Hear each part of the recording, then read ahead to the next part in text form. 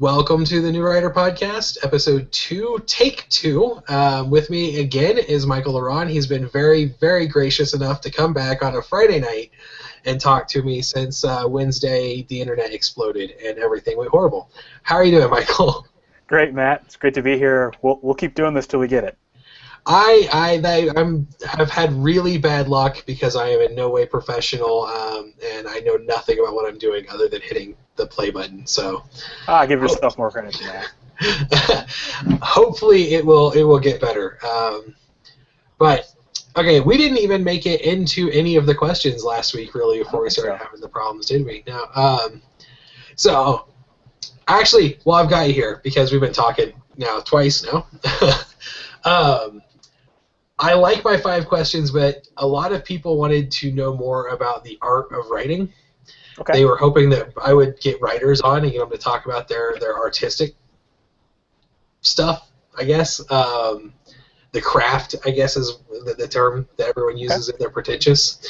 So instead of my normal 5 questions, although you can feel free to answer them if you want, I was hoping you could tell us a little more about how you address writing, how you go into it. Sure. I am very, I guess the right word to describe it is I'm a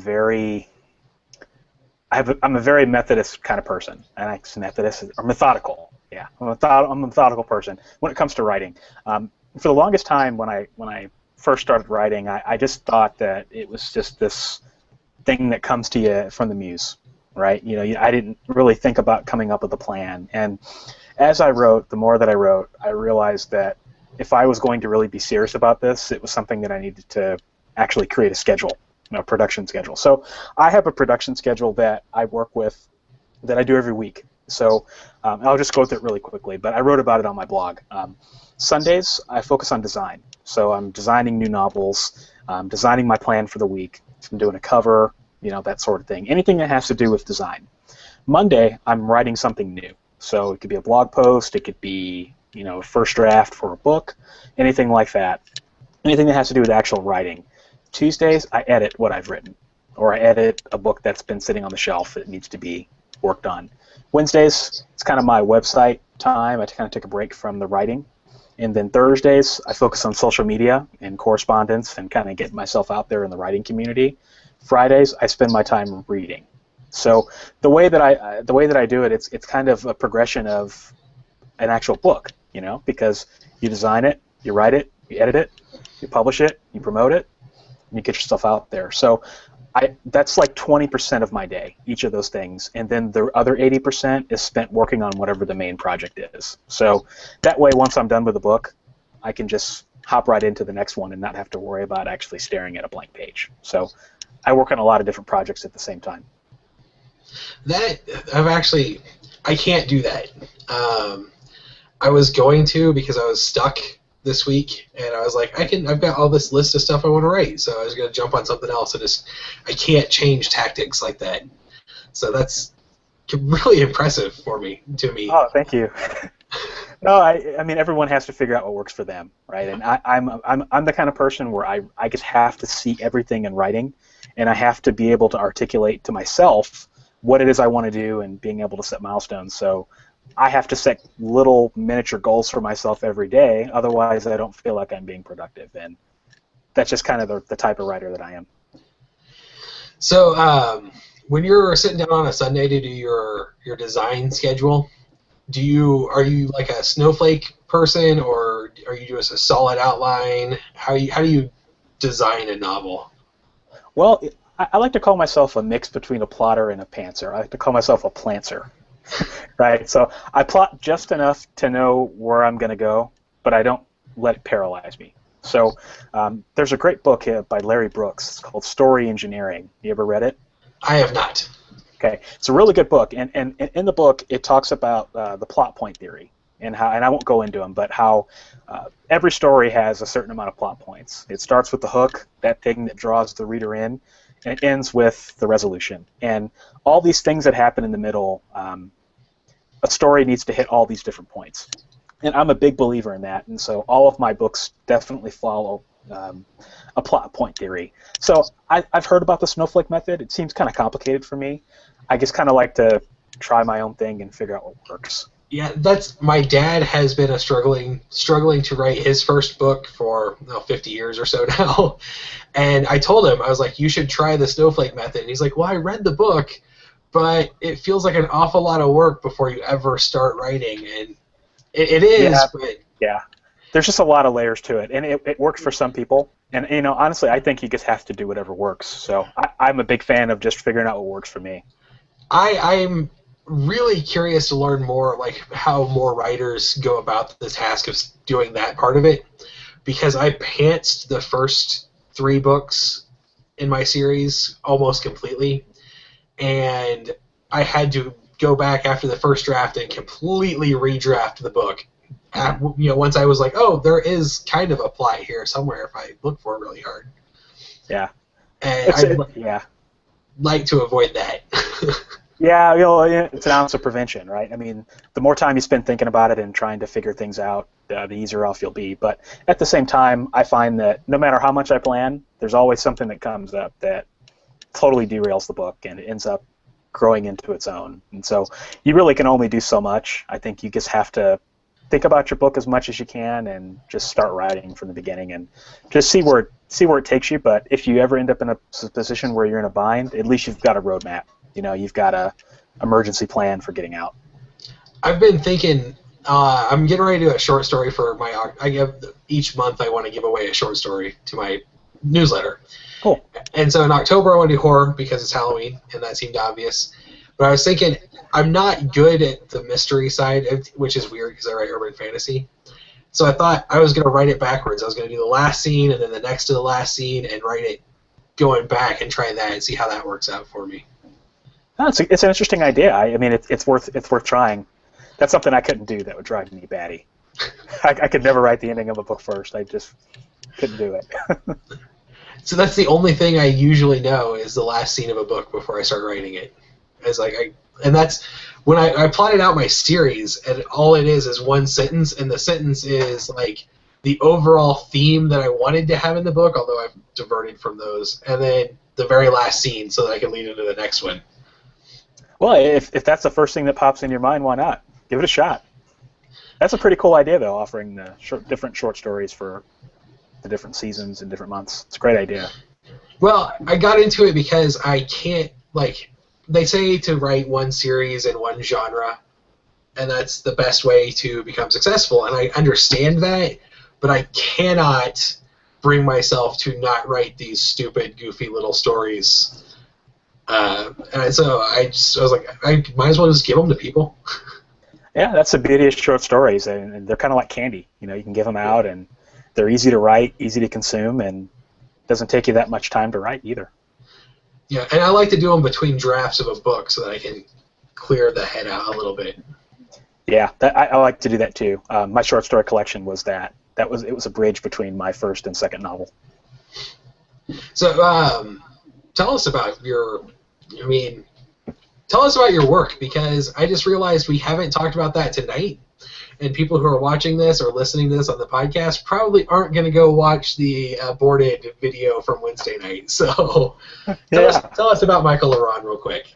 Okay, well, I like to write what I call fearless fantasy, and that is what I describe as fantasy, the only fantasy out there with the balls to include characters like teddy bears and vegetables as protagonists. So I was in the hospital for a little while and kind of realized my priority in life, and that's writing, and that's something I love to do. And one of the things that I don't tend to get too hung up on is what people think of me or my writing, and that's why I love being an indie, is to be able to write the things that I want to write. Right? I mean, this is such a great thing to have a hobby that we can pursue what we want to write. And so I write fantasy that has some unique elements to it, and I've got a new series out called Eaten, and that's about vegetables versus processed foods. So that's a series that I've just started this month. And then in addition to that, I also write decision select novels, which are, I like to describe them as choose your own adventures for grown-ups. And in addition to that, I also write short stories and poetry. Yeah, and when we were talking Wednesday night, you're trying to help self-published poets find their voice in the community. We were talking that would be the next big step in self-publishing. Yeah, that's something I started today, actually. I started a series of blog posts on my blog just talking about the future of poetry, and it's going to run every Friday. But those posts are small parts of a book that I am writing that I probably will publish next year. And poetry it's kind of the Wild West right now. There aren't a lot of poets who are publishing on Kindle.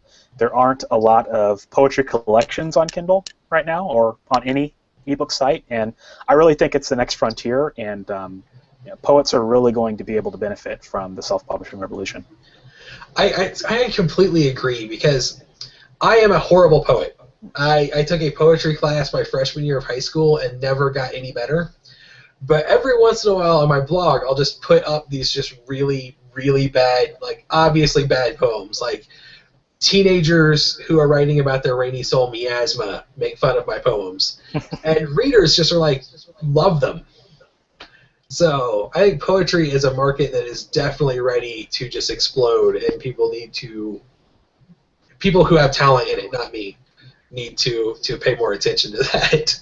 Well, it's all about accessibility, right? I mean, the joy of the Kindle rush is that mainstream fiction has really kind of stepped into its own, and I think that the poets who are able to write in a way that uses language in interesting ways, but also still appeals to the masses of people out there who aren't necessarily familiar with it. There's a whole new generation, whole new market, whole new segment of the population that's more receptive to it than they've ever been before, and I think some really great things can happen. Yeah, that actually reminded me of my sister-in-law is a forensics coach. I don't know if you're familiar with high school speech and debate teams. Yeah. Yeah. So she was telling me she thinks indie authors, actually she thinks I should, although I don't write for teenagers, but indie authors should pay more attention to the things like the prose interpretation and poetry interpretation events in forensics, because when one of those pieces does well, it explodes across the country in popularity, and they are these short 8 to 10 minute performances that are in that sweet 10,000 to 15,000 word spot, and all you have to have in order to qualify as a published piece is to have an ISBN number of any kind. And she thinks there's a market available for indie writers to come in and create the craft specifically geared towards the forensics competition stuff. And I think it's a brilliant idea, because the young adult market on Kindle is kind of weak still. Mm-hmm. And I think that's the gateway drug to the world of ebooks for most teenagers. Yeah, it certainly could be. I don't know how much of a link there is between forensics and like fiction for young adults, but I do think that's an interesting idea. I've never heard that before.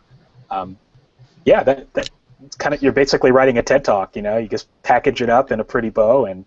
Well, prose interpretation and poetry interpretation is even they just read your fiction. Exactly. So.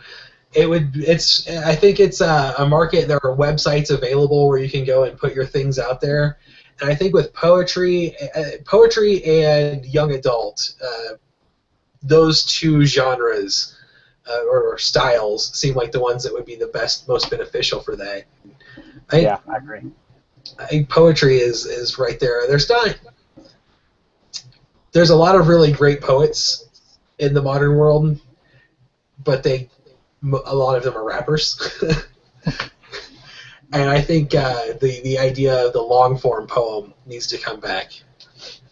Yeah, I mean, there's more than just rappers out there, but I think poetry, the biggest poetry problem out there is its accessibility, right? A lot of poetry is perceived as being too difficult, too esoteric, kind of pretentious, and the reality is that there are a lot of really great contemporary poets out there writing collections that are really down to earth, that are really fun, and that just take you places. and it's a matter of those poets being able to learn how to use this ebook revolution to get their books to fans directly.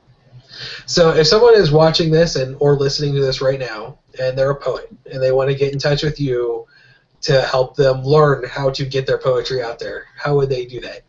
Well, the first place I would have them start is my blog, michaellaronn.com/blog, and you can check out my poetry series. They air every Friday, or you can just get in contact with me directly. I love talking to poets. So, I don't know. That was good. I like talking about poetry. Good stuff. What if you were going to give advice on what type? Like, okay, I know poetry is one of those things that's so fluid and so diverse. It's really hard to narrow it down. But what do you think? Like, if you were sitting down to write poetry, I'm going to write commercial poetry. How would you like? Would you look short form? Sonnets. I mean, what would you suggest? Well, I would suggest that it's hard. It's hard when you're writing poetry because a poem kind of writes itself. You really just kind of have to listen to your spirit and your subconscious, and it's so much different than writing a short story because with a short story you can say, okay, I've got this character. I want him to do this, and I want him to do that. With a poem, it might just start with an image or a line, and you kind of surprise yourself as you're writing it because you don't really know where it's going to go. So I would just encourage people to just follow their hearts. Write what you feel that you need to get out, and then when you have an understanding of the craft, because there's so much to learn with poetry, it's kind of insane. Then at that point you can really evaluate whether it needs to be a sonnet, or whether it needs to be a prose poem, or whether it just needs to be a straight lyrical poem, and I think every poem is different. Every poem kind of makes its own demands. See, I think that's probably why I have no talent as a poet, is because I'm very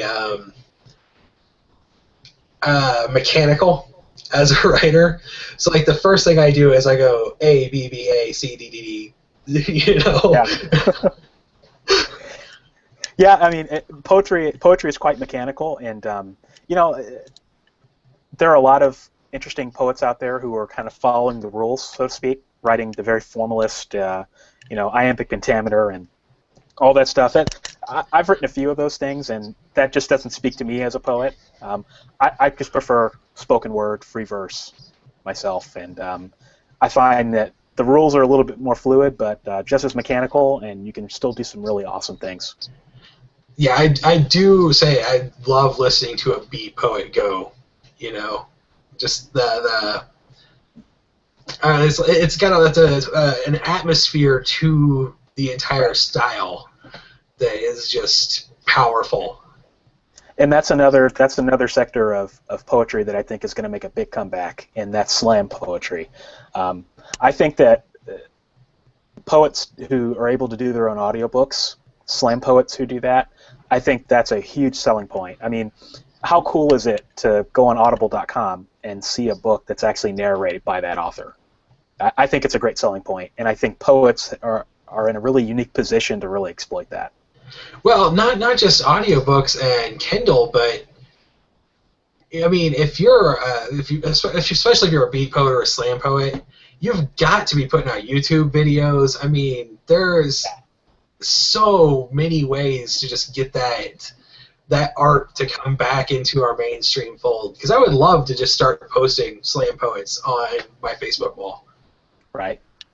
And there's some great slam poets out there who, if they started doing that, I mean, they could be rock stars. And I can't think of very many artists, like types of artists. Maybe actors would be another exception, but fiction writers can't really use video to their advantage. I mean, no one wants to go to a fiction reading. I mean, I've been to a few, and they're just boring. I mean, you go because you like the author, but they're kind of dry. But poetry, there's nothing better than a good poetry reading. I will tell you from personal experience, I read one of my short stories on my YouTube channel, and it's gotten like 6 views, and I don't think anyone has watched it all the way through. So yeah, no one wants to sit and watch an author read a book on YouTube. Yeah, this doesn't work. But a poet reading a poem, it's magic. Oh yeah, live performance. I would. See, I'm stuck in the middle of Montana, so I don't get to see things like that anymore. Well, hey, I'm in Iowa, and there's not much of a poetry scene here in Des Moines, but it is what it is. That's the beauty of the internet, right? I mean, there's all kinds of people out there, and all you have to do is post your poems on YouTube, and you can be a celebrity. So who would you recommend? Because I have not read poetry since I was in high school, and back then it was all Sylvia Plath and really gothic, horrible. I mean, I don't think I can read it anymore. Imagine me with a long black trench coat and a beret, minus the beard. That's me in high school. So. Okay. But who would you recommend? Like, I want to get into good poetry, and I know I have one friend who is a poet, and he's pretty good. He's got a book out, and I'm going to pimp his book, Mark Stratton, and the book is Tender Mercies, and it is available on Amazon through CreateSpace. I don't think it's available as an ebook yet, but I'm gonna have to send him your way so you can get him to get that ebook out there. Okay. Well, that's tough, recommending poets, but it really just depends on what you like. But if you're looking for something that's down to earth, really accessible, really beautiful language, you could start with someone like Amy Nizuku Matado, and that's $1 million last name. I can give it to you in the show notes. She writes these beautiful poems, just about nature and just her life, and they're just so awesome. And she gives a really great poetry reading too. If you like slam poetry and things like that, you could start with someone like Taylor Mali. There's a bunch of YouTube videos actually. It's called Page Meets the Stage, and it's a lot of contemporary poets who are reading their poems. And Taylor Mali is a good one to start with. He was on, I think he was on Def Jam, or I think that's the name of the show, where they would have all the different poets on there, and he had some really cool stuff. So you got one contemporary poet that writes more paperback, ebook kind of thing, and then you've got another one who does more performance. So those are the two names that I would throw out. Is there anyone out there writing like epic, 10,000 line epic poems? Yeah, there are a few. I think Patricia Lockwood. I'm not sure if you've heard of her. She's one of her first collections had like an 18-page long poem of. It's quite sexual, but that's one author that does that. There are a lot of authors that are doing long form stuff. I don't tend to read a whole lot of that, so I can't really make too many recommendations. See, I'm a huge geek, and I play a live action role playing. Well, I did in Missouri. I ran actually a live action role playing game, and a lot of the guys are very artistic. And I want to encourage people to channel their artistic craft into something that, like, if you love role playing, then there's lots of opportunity for that. And I think I would pay good money to have one of those, someone who wrote like an epic ballad set in our LARP world. Right. I think that would just be amazing. Well, it's interesting you say that, because I think that is one of the best frontiers that poets can exploit, and that is tying their poetry into fiction. So one of the things that I plan on doing with my new series, Eaten, which is a series of novels, there's a character in the series who is actually a vegetable poet, and I plan to write a book of poetry that is written from his perspective. So it's interesting because it builds my world, right? Because it allows me to think about the world and do some world building, which is you got to have with fantasy and science fiction. But it's also interesting because people who like my writing style, which I think that I tend to be pretty imaginative and very imagistic with my writing, they might like my poetry in that case. So it's kind of like your fiction kind of funnels people into your poetry in a way. So that's something that poets can do as well. That's pretty cool. I think you have me convinced to try again. I will write more bad poetry, and I will keep writing bad poetry until someone tells me to stop. Well, yeah, if you keep writing it, it only gets better. You just have to keep writing and keep reading it, and just commit yourself to studying the craft. The craft of poetry is very different from the craft of writing, but there are a lot of convergences, and you'll grow as a writer if you write poetry. That's no doubt. Well, I think even from even if you're just a fiction author and you have no interest or no intention to write poetry as a poet, I think it's important to get into the study of the craft of poetry because it makes such a difference in your prose. Right. Because one of the things, I don't use a lot of description. Part of that is on purpose. I want people to see it for themselves.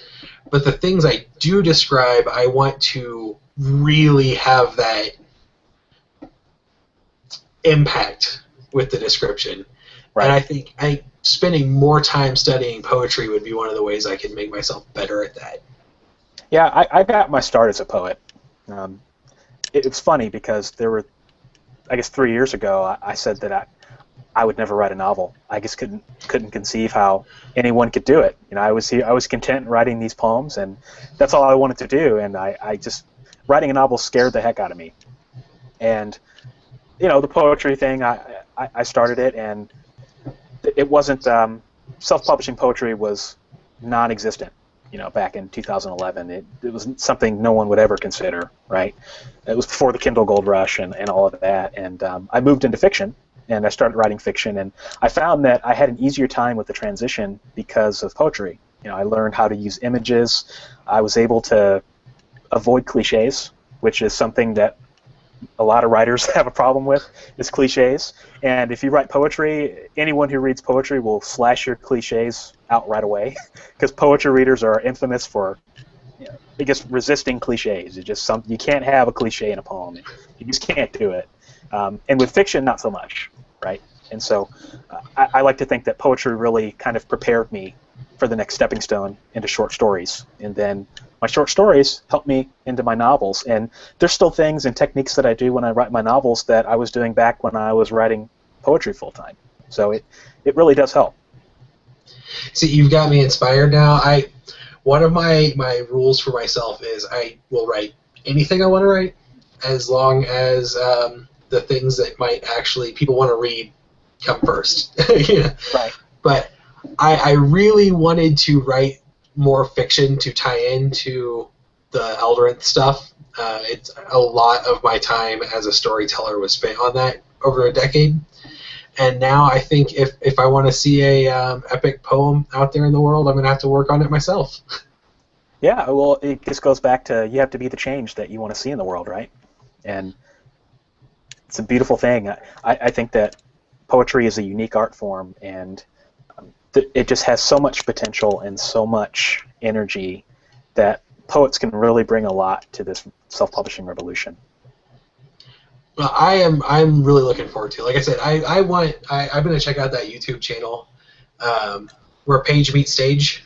Yeah, Page meets the stage. Page meets the stage, because I love listening to just the old 50s, late 50s beat poetry and just that the soul of it. So I'm gonna have to check it out. I'm really cool. You have to let me know what you think.